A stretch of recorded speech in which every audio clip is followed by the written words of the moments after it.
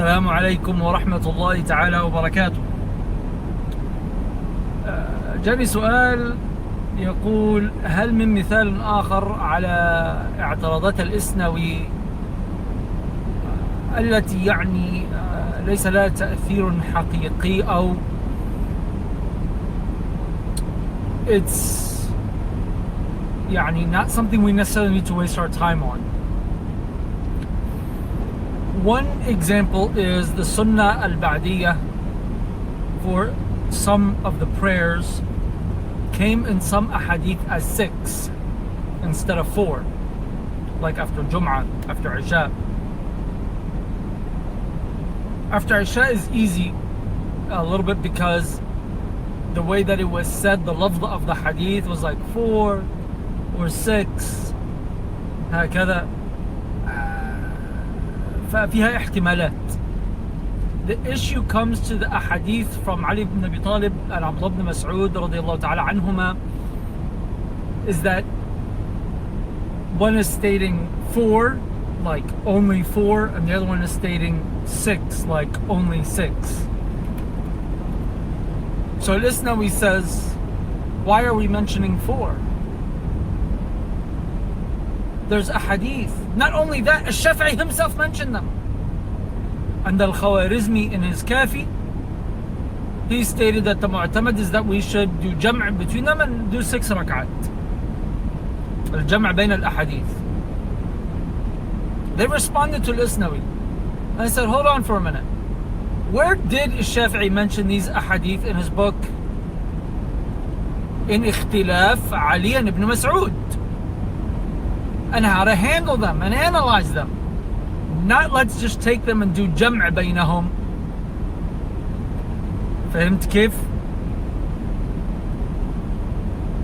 Al-Ghazali, Al-Furani, and many others had already stated that الجمع بينهم متعذر بل يحمل أحدهم على التأويل فتكون السنة البعدية 4 ركعات.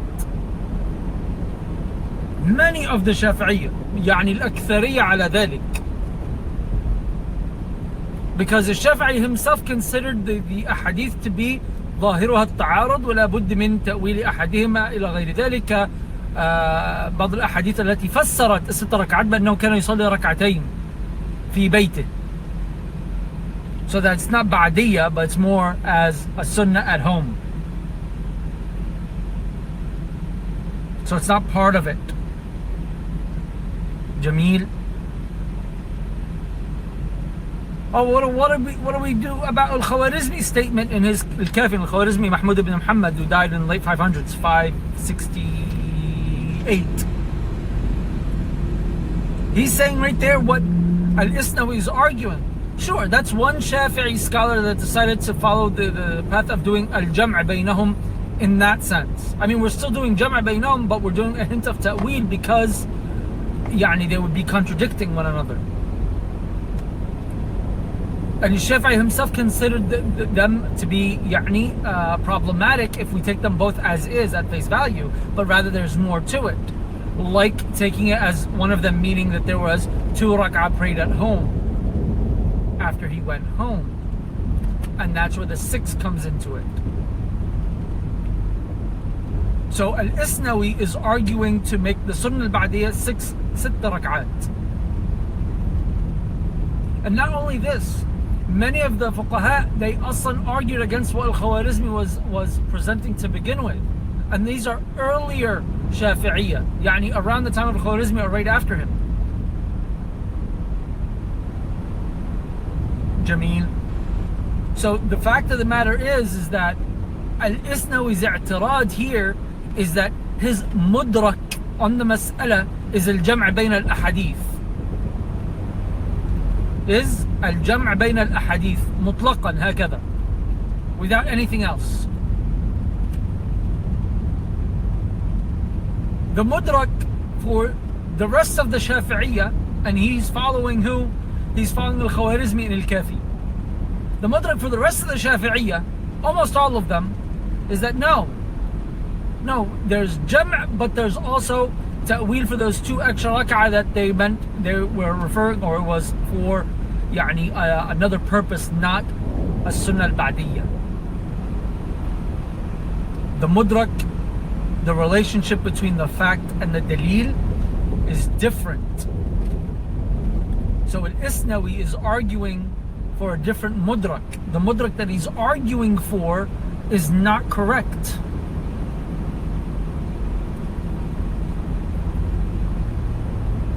So since the mudrak that he's arguing for is not correct, there's no point to waste too much time on it.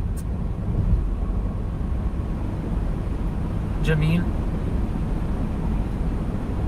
Reminds me of another one real quick. Is that Al-Isnawi in particular,